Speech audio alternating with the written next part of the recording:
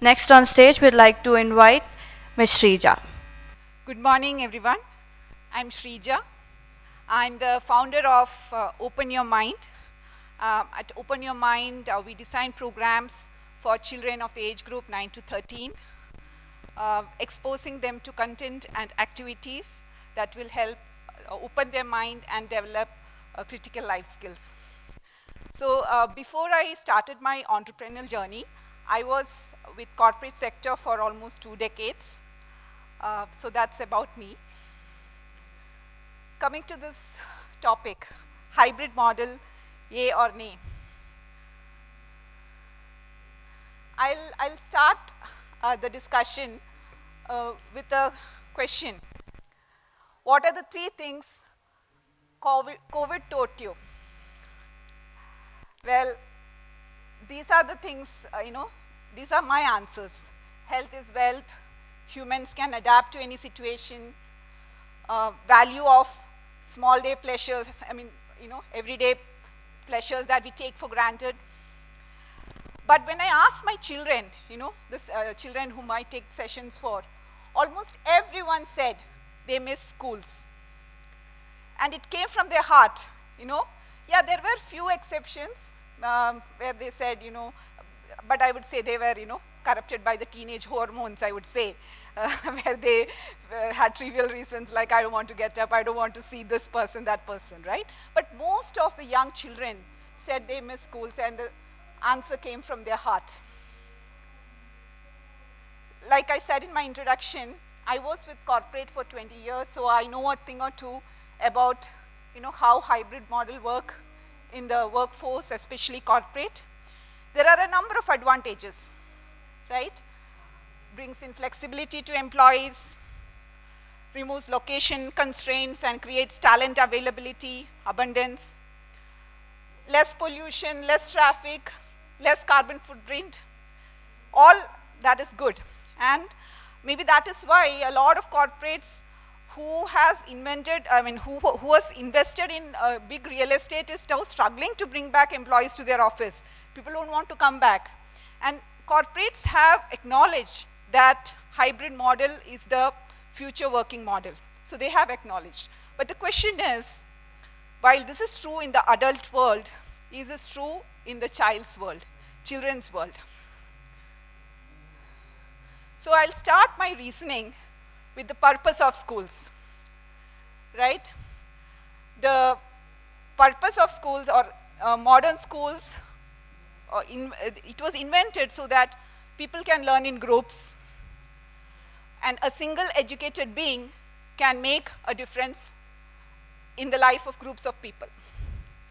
Now, at school, the children not only learn academics, reading, writing, arithmetic, science, but schools impart very crucial life skills and social skills, whether it is discipline, diplomacy, conflict resolution, teamwork, cooperation, whatnot.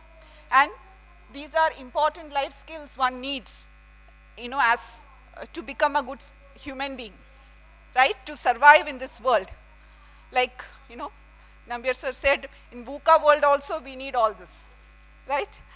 So while I'm trying to prove my point why schools are needed, right? I understand in hybrid models, the advantage of school is not completely taken away because it's a hybrid model after all, right? It's like maybe 3 days school, 2 days online, or 15 days school, or 5 days online in a month, whatever. So I understand it's not completely taken away, but then my problem is this, the virtual world illusion. So I have put some pictures here. The first one is of a full moon night. The other day, I was walking with my nephew, 10-year-old nephew, on a full moon day, and he looked at the moon and said, wow, it looks like my wallpaper. Okay? The second picture, it's taken by my son, my 13-year-old son. We were on our way to Kerala, and it's somewhere in Tamil Nadu. He saw this landscape, and he says, wow, it looks like a Minecraft landscape. And he got excited and clicked the picture. Now that's worrisome for me. you know, the children looking at the real world and connecting it to the virtual world. I would expect it otherwise. Look at virtual world and say, wow, the moon looks so real, not the other ways. And this is worrisome for me. Now I have put some stats here. You know, some of the stats are not from India. For example, 8 to 12 year olds are spending 4 to 6 hours a day watching in you know, screen, or teenagers it's even 9 hours. But I can pretty much say if we conduct a survey in Bangalore or urban areas, the stats are going to be very similar, and that is not good.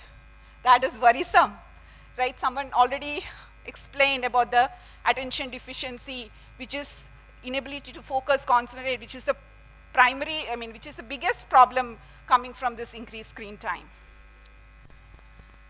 Okay, so while I say that, please don't think, you know, I am this old school person.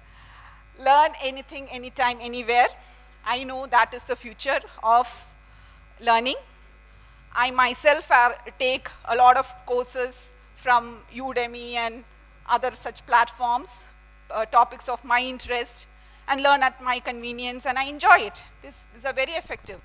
But I would say, and I think the future of education, higher education, I don't think people are going to go for this expensive college education any longer.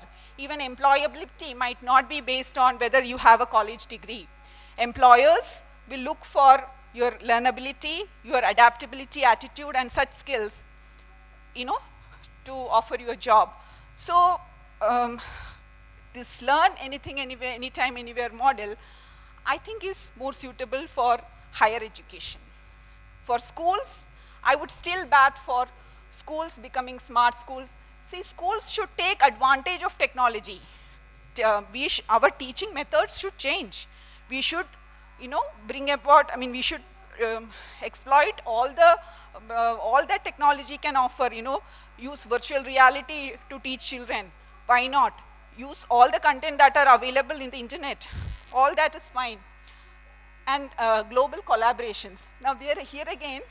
So I was telling my son, who is 13-year-old, I was telling him about this presentation that I'm going to do. And I asked him, what is his vision of future of schools?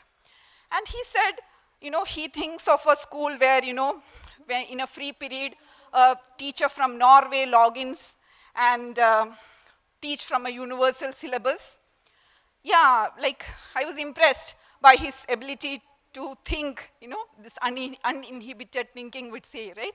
And he is aware of the constraint, logistical constraint, but yeah, while I applaud his thinking ability, I would say such global collaborations are possible at schools also. Like Priyanka said, they were doing with some Egypt schools, right? Even government schools apparently are doing that. The other day, I read an article in Times of India, some government school in Maharashtra collaborating with a school in Vietnam. So what I'm trying to say is that let schools become smart. Let schools, you know, collaborate internationally. Why not? Right? All that is possible. Few more points and I'll conclude. Quality of learning. Now, a lot of my teacher friends said during COVID, during online, teaching, what they observed is that the quality of learning has gone down because the onus of learning is primarily with the student than the teachers.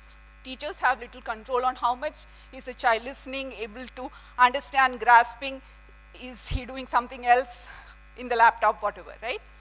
And a lot of global surveys done by reputed firms such as McKinsey agrees with my teacher friends. They're also saying the quality of learning has gone down in online mode.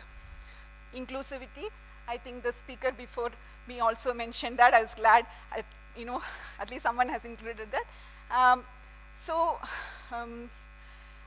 mean, what I want to stress upon is, in a country like India, where there is so much digital divide, right? Where we have seen during COVID time, children have lost 2 years of their education because they did not have the infrastructure. What hybrid learning are we talking about? We have a long way to go, right? So till then, I want to bat to only inclusive solution, bat for any inclusive solutions. Now, I'm the last speaker, and I was listening very carefully to all the speakers, and I think this is one point no one has mentioned, okay? But let's rest everything, maybe one or the other way people have covered. Working parents' dilemma. I'm a working parent, so I understand it. Whether we like to admit or not, the fact is that school is a place which keeps our children safe during the daytime while the parents are at work. Why add another layer of complexity and tension in their lives, right? I mean, an unplanned holiday, school announces an unplanned holiday and the parents are running around. Now, how do we manage that day? So, I'm seriously questioning how will it work, right? In the lives of many people, in the lives of the working class parents. In conclusion, so this is Sam Altman, CEO of OpenAI, the creator of ChatGPT. This is his quote, very recent quote. This year, I think in February, he made this quote, that he's losing sleep over the fact that he thinks he has done something very bad creating ChatGPT. So when the creators of AI is worried of the indiscriminate use of AI, I would want my child to be connected, to be in the real world as much as possible. So weighing the pros and cons, I say nay to hybrid schooling in the formative years. The hybrid schooling or hybrid learning is very much fine for higher education, but in the formative years of schooling, it's a firm no from my side. Thank you.